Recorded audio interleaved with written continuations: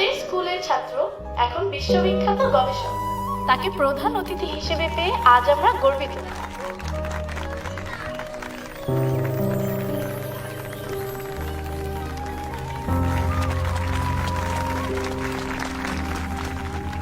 আমি একজন মুক্তিযোদ্ধার সন্তান। কথাটা মনে পড়লেই বুকটা গর্বে ফুলে ওঠে। বঙ্গবন্ধু শেখ মুজিবুর রহমানের আহ্বানে বাবা যখন মুক্তিযুদ্ধে যেতে চাইলেন, দাদি তার মাথায় হাত রেখে বলেছিলেন, দেশটা স্বাধীন করে এসো। তেমনি বড় হয়ে আমি যখন বিদেশে পড়াশোনা করতে যেতে চাইলাম, বাবা আমাকে বাধা দেননি, শুধু বলেছিলেন, দেশের জন্য প্রস্তুত হয়ে এসো। 10 বছর পর পিএইচডি শেষ করে দেশে ফিরে আমি সত্যিই বিস্মিত। কত বদলে গেছে আমার দেশটা, কিন্তু কিছু পরিবর্তন এখনো বাকি। নভেম্বরের এক রাতে বাবা মৃত্যুকে খুব কাছে থেকে দেখেছিলেন। তাদের বাংকারের গুলি প্রায় শেষ। হঠাৎ শত্রুর একটা গ্রেনেড এসে পড়ল খুব কাছে। বাবা জমে গেলেন ভয়ে। পাশ থেকে ঝাঁপিয়ে পড়লেন তারই কিশোর সহযোদ্ধা। গ্রেনেড নিয়ে ছুড়ে দিলেন শত্রুর দিকে। গ্রেনেড বেশি দূর পৌঁছায়নি, কিন্তু শত্রুর গুলিতে চিরতরে অকেজো হয়ে গেল তার পা।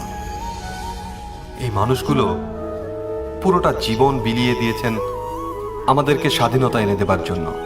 আমরা আমাদের হৃদয়ে এবং সমাজের সর্বোচ্চ সম্মানের আসনে তাদেরকে যদি না বসতে দিই, তাহলে কে বসবে? সৌভাগ্যের ব্যাপার হলো, আজ আমাদের মাঝে সেই বীর মুক্তিযোদ্ধা উপস্থিত। আমরা তাকে ডাকতাম ছোট কাকা বলে। রোজ সকালে সবার আগে এসে যে মানুষটি স্কুলের গেট খুলে দেন, আবার আপনারা চলে যাবার পরে সব দেখে শুনে গেট বন্ধ করে সবার শেষে ঘরে ফেরেন, সেই মানুষটি ছোট কাকা। মুক্তিযুদ্ধের মতো এখনো তিনি সবার ভালোর জন্য নিজেকে উৎসর্গ করে রেখেছেন। ছোট কাকা, একটিবার সামনে আসুন না।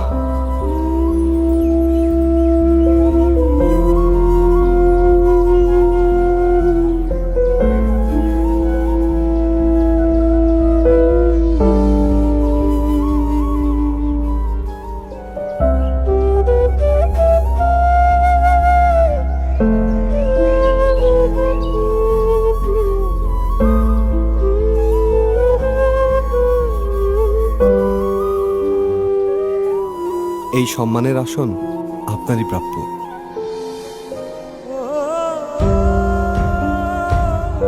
অসীম সাহসিকতায় জীবন বাজি রেখে যারা আমাদেরকে উপহার দিয়েছেন একটি স্বাধীন দেশ, জাতির সর্বোচ্চ সম্মানের আসনে অধিষ্ঠিত হবার অধিকার তাদেরই।